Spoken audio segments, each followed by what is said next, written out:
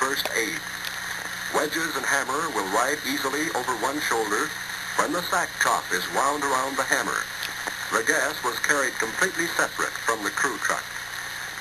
The bullbuck is going to look over the strip with the head faller. Slips and falls is used by all fallers.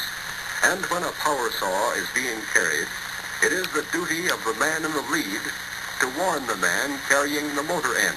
The power saw operator has other points to watch, such as the quick pull of the motor up to the tree when the cutting starts. The faller at the stinger end pulls the saw. He never leans on it. If necessary, he handles the saw from the end. He is always in the clear in case of a slip or fall. Leaning against the motor when backing the saw out of the cut is a definite safety precaution. The back of the saw might catch in wood, driving the motor toward the operator. It is better to get pushed than kicked.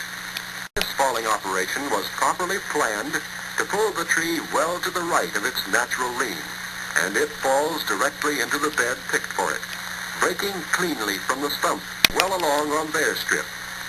As they move to a new tree, the motor of their saw, we notice, is stopped. The ground drops away sharply on the lower side of this tree, and to hold the stinger end of the saw up to proper cutting level, the head faller uses a pole, enabling him to work from the ground level. On some types of saws, a metal loop is put on the pole and then slipped over the stinger. After the motor is started, the clutch is not engaged until the saw is in cutting position. This is a definite protection to both men, whether they are working on the ground with or without poles or on springboards. As the first cut is completed and the saw withdrawn, we see clearly that the saw teeth stop as they leave the bark. More protection to the fallers. The depth of the undercut into the tree and the extra cut these fallers are making give better direction and control of the falling and prevent barber chairing or splitting of the trunk, stub pull and twist. Out the undercut. One blade of the axe is turned at right angles to the usual axe blade to cut and break the slabs. A good undercut, well placed and well cleaned out, means a tree safely felled.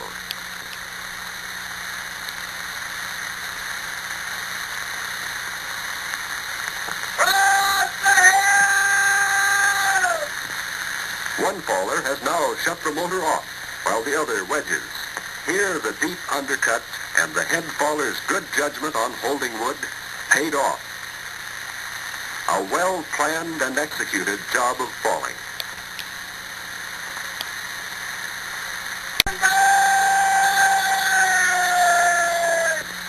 This faller did more than warn. He made certain.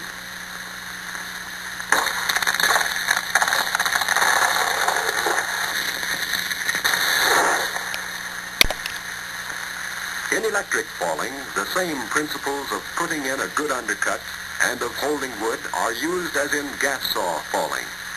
There are several important differences, however.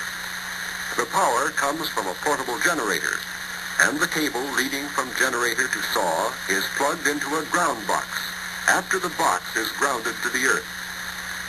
Care must be used to make the connections properly, lining up the connectors before plugging in. Another important point is to disconnect the line from the saw motor after the undercut is completed and before shifting the saw to the back cut. Of looking up, and also that they know their escape paths.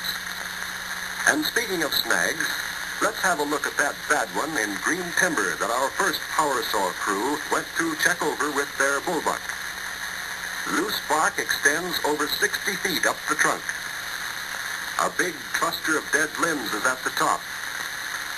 While the bullbuck steadily watches the upper trunk for any motion, the fallers move with the greatest of care. The escape paths have been picked, of course.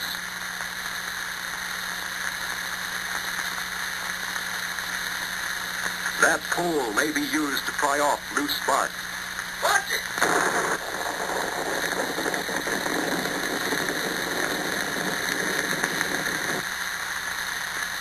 everybody in the clear.